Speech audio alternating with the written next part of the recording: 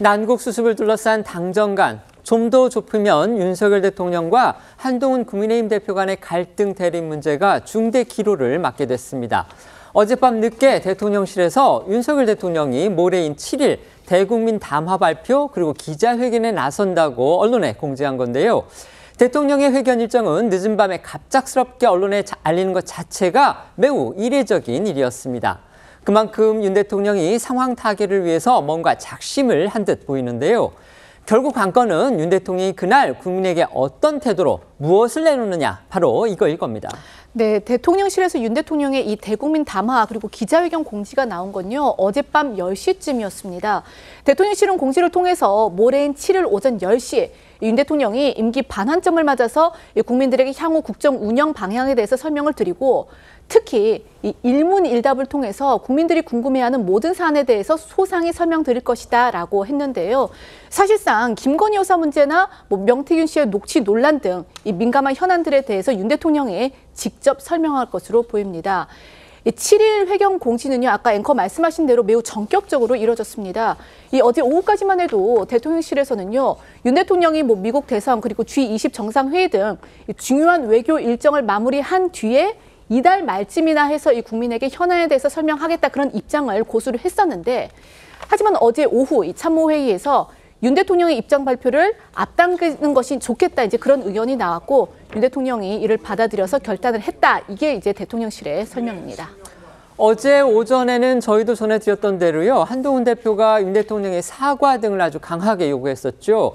때문에 이 같은 윤 대통령의 결단에 한 대표의 요구가 직접적인 영향을 미쳤는지 이 부분에도 관심이 쏠리고 있습니다. 예, 윤 대통령과 명태균 씨의 통화 녹취가 공개된 후 침묵을 지켜오던 한 대표. 이 닷새만인 어제 윤 대통령의 사과와 김 여사 활동 중단, 이 참모진 전면 개편을 촉구했고요. 한 대표는 친한계뿐 아니라 당 원로와 시도지사들, 나아가 영남 의원들과 범친윤계 의원들 사이에서도 이 윤 대통령이 빨리 입장을 밝히고 쇄신을 결단해야 한다는 목소리가 나온 건 역시 이 윤 대통령 입장에서는 상당한 압박이 됐을 것이란 관측입니다.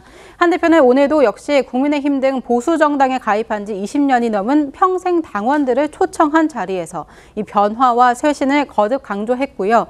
윤 대통령 대국민 담화에 대해 국민 눈높이를 주문했습니다. 들어보겠습니다. 우리가 이기지 못하면 한탕주의 선동 세력, 범죄를 무마하려는 민주당 세력들이 이 나라를 망치게 될 겁니다. 이기기 위해서 변화와 쇄신해야 합니다. 변화와 쇄신을 하지 못하면 우리가 지고 우리가 지면 나라가 망합니다. 국민의 눈높이에 맞는 담화가 되길 기대하고요. 반드시 그래야 한다라고 생각합니다. 대통령실은 인위적인 인적쇄신은 안 할 거다, 이런 입장으로 좀 알려져 있는데, 인적쇄신은 원래 인위적으로 하는 거 아닌가요? 인적쇄신이라는 것이 어떤 심기일전해서 새로운 출발을 하고 그런 차원에서 필요하다는 것이잖아요. 지난 개선 윤 대통령의 이 같은 전격적인 결정에 한 대표의 발언이 큰 영향을 줬을 것이다, 이런 주장이 나왔습니다. 네, 친한계 김종혁 최고위원은 오늘 한 라디오 인터뷰에서 한 대표의 요구가 나온 후 대통령실 참모들이 더 이상 시간을 끌면 안 되겠다는 판단을 했고 결국 윤 대통령의 결단으로 이어졌다고 주장했습니다. 들어보시겠습니다. 한동훈 대표의 최고회의 발언이 있고 나서 오후 늦게 그 대통령 참모들과 대통령실에서 결정한 걸로 알고 있는데요. 그 결정할 무렵에 저희 대표께 말씀을 드린 걸로 알고 있습니다. 걱정도 되는 게 사실인 게, 사실 지난번에 총선 때 그 의대 정원 문제와 관련해서 대통령의 담화 발표가 있지 않았습니까? 대통령의 어떤 주장을 일방적으로 되풀이하시는 걸로 끝났지 않습니까? 전날 밤에 그 원고가 온 걸로 알고 있어요. 그래서 한동훈 비상대책위원장이 이런 식이면 저는 비상대책위원장 못합니다라고 강력하게 항의했던 걸로 알고 있고요. 하지만 대통령실과 친윤계에서는요, 윤 대통령이 여러 상황을 놓고서 고심하다가 어젯밤에 결단을 내린 것일 뿐이다, 한 대표의 요구가 직접적으로 영향을 미친 건 아니다, 이런 입장입니다. 네, 앞서 말씀드린 것처럼 대통령실에서는 이 참모회의에서 입장 발표를 앞당기자, 이런 건의가 나왔고, 윤 대통령이 이를 포함해서 이제 여러 상황을 보고서 최종 결심을 내린 것이다. 즉, 이 한 대표의 쇄신 요구와는 관계가 없다라는 입장이 나왔습니다. 친윤계 추경호 원내대표 역시요. 이번 그 기자 간담회는 윤 대통령의 결단이 있었다라고 밝혔는데요. 그러면서 추 원내대표는 자신도 어제 윤 대통령을 만나서 이 입장 발표를 앞당겼으면 좋겠다라는 의견을 전했다고 덧붙였고요. 이 한 대표의 요구를 윤 대통령이 뭐 전향적으로 수용해야 하냐 이런 질문에 대해서는 하나하나 답을 한다 안 한다 말하는 건 적절치 않다 이렇게 선을 긋기도 했습니다. 들어보시겠습니다. 대통령께서 전향적으로 좀 수용해야 한다라는 부분이 있다고 보시는 그게 무슨 말씀이죠? 누구가 무슨 제안을 했다 거기에 대해서 뭐 답을 한다 안 한다 지금 이런 말씀을 드리기에는 제가 적절치 않은 것 같습니다. 가급적 순방 전에 그런 기회를 가지시면은 여러 상황에 관해서 아마 국정에 대한 이해도 등등도 더 높아지지 않을까 이런 말씀을 드렸고 대통령께서 고심하시다가 기자회견 하시는 걸로 최종 결심을 하셨다. 대통령을 직접 만나신 건가요? 네. 관련해 친윤계 이철규 의원 역시 대통령실에서 이미 대국민 담화를 준비해 왔었다면서 이 한 대표 요구가 영향을 줬다는 관측에는 선을 그었습니다. 그러면서 이런 비유를 했는데요. 윤 대통령이 눈이 올 때 빗자루로 쓸기보다 장비로 한꺼번에 제설하는 스타일이라면서 이번 담화를 통해서 국민이 납득할 만한 그런 충분한 조치를 내놓을 것이다라고 강조를 했습니다. 그러면서 이철규 의원은요, 이 국면 전환만을 위한 인적 쇄신은 지양해야 한다 이렇게 덧붙이기도 했습니다. 한 대표는 앞서 저희가 전해드렸던 그런 그 백브리핑에서 이렇게 얘기를 했죠. 인적 쇄신은 원래 인위적인 것이다. 이렇게 얘기를 했습니다. 이철규 의원의 앞서 전해드린 그 말과는 조금 더 뉘앙스 차이가 있죠. 결국 들어보면 친윤계와 친한계, 친윤계와 친한계, 친한계와 친윤계, 결국 윤 대통령이 대국민 담화 또 기자회견에서 밝힐 그 내놓을 입장 수위를 놓고서도 온도차가 있는 듯이 그렇게 느껴집니다. 예, 이 전해드린 대로 친한계에서는 윤 대통령의 진솔한 사과는 물론 이 참모진 전면 개편, 쇄신용 개각, 그리고 김 여사 활동 전격 중단 같은 이 강도 높은 조치를 약속해야 한다. 즉, 한 대표가 어제 내놓은 요구 사항을 전향적으로 수용해야 한다고 압박하고 있는데요. 이 친윤계는 윤 대통령이 고심하고 있으니 좀 지켜보자. 압박해서는 안 된다. 한 대표의 요구 하나하나에 대한 답을 내놓기보다는 이 윤 대통령만의 스타일로 이 국민을 납득시킬 것이라는 입장입니다. 한 언론 보도는 또 이렇게 써 있었습니다.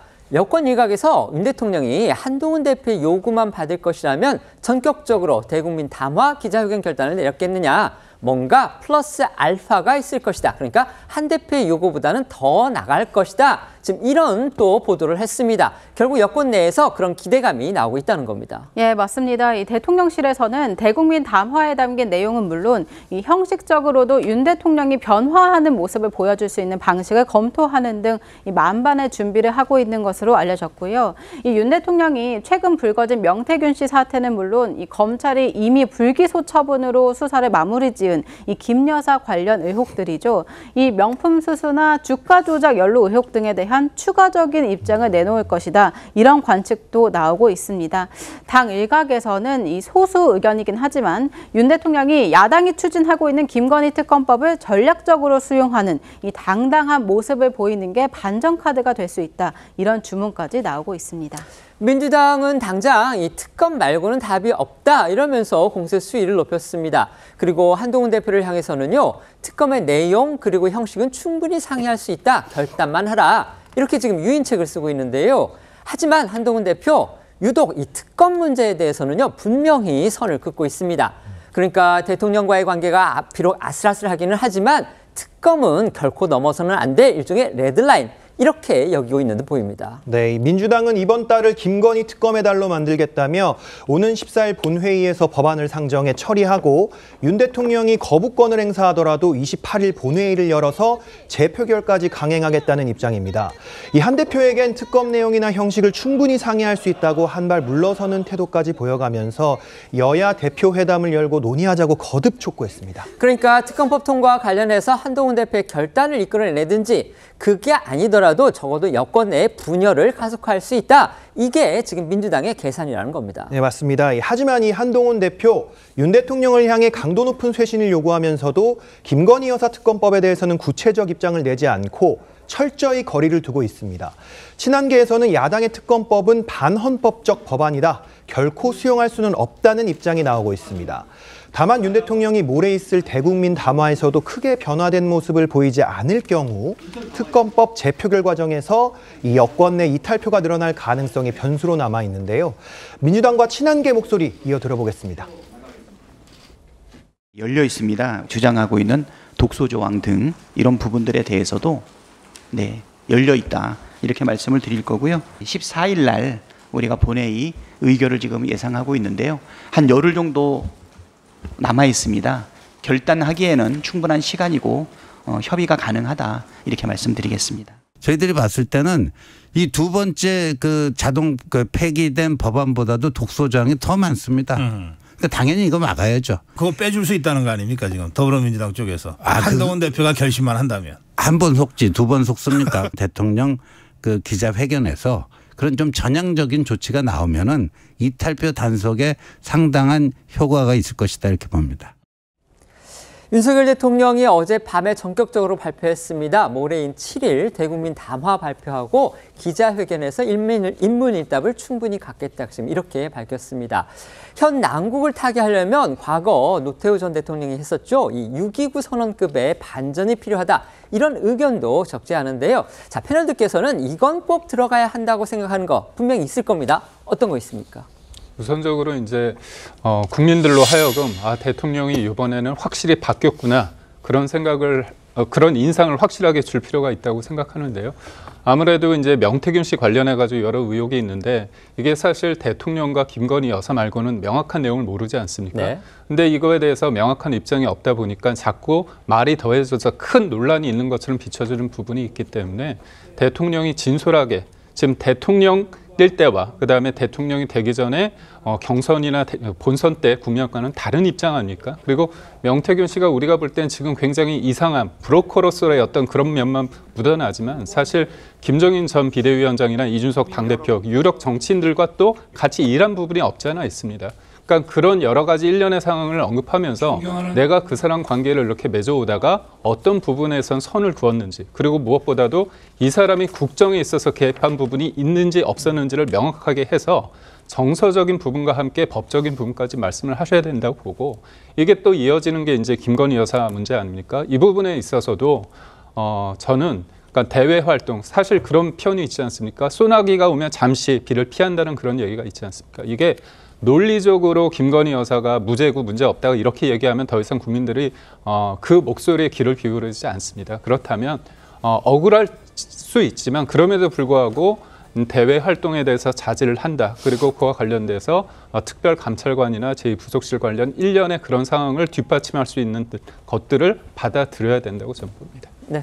우리 방금 말씀하실 때 6.29급 반전 말씀을 하셨잖아요. 사실 6.29 하면 대한민국의 정치사에서 봤을 때 독재에서 민주로 넘어가는 결정적인 그렇습니다. 하나의 터닝 포인트이기 때문에 결국 국민이 원하는 걸 받아들인 그렇죠. 거잖아요. 그렇기 때문에 그렇다고 한다면 이번에 윤 대통령이 내세워야 될 입장은 저는 첫 번째는 국정 기조의 전면적인 변화를 이야기해야 되는 것이 아닐까 하는 생각이 듭니다. 지금 윤 대통령도 최근에 그 이야기했잖아요. 4대 개혁을 반드시 이루겠다고 한다면 야당이 지금 입법권을 갖고 있다고 하면 야당과의 소통과 대화 없이 이것을 할 수가 없다는 것이죠. 그리고 또 두 번째는 현재 이 상황까지 몰고 올 수밖에 없었던 대통령을 지금 보좌하고 있는 참모진들 더 나아가서는 내각에 대한 전면적인 인적 쇄신이 필요하다. 저는 내각을 새로 전면 개편을 한다고 한다면 거의 중립 내각 수준 정도까지 가야 하는 정도로 강범위하게 인재를 발탁하는 그런 좀 혁신적인 인사가 있어야 된다는 생각이고요.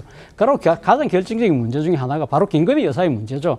사실 앞서도 이야기를 지금 아까 방금 이야기를 했습니다. 일각에서 나온 이야기가 깜짝 김건희 특검법을 받을 수 있는 거 아니냐 하는데 저는 최소한의 조치라고 생각해요. 그런 부분들이 사실 김건희 여사를 사법심사대에 올려서 정정당당하게 여기서 지금 판결 내는 대로 내 모든 걸 다 받아들이겠습니다. 그러한 자세에서 저는 새로운 시작돼야 되는 것이 아닐까 하는 생각이 듭니다. 네.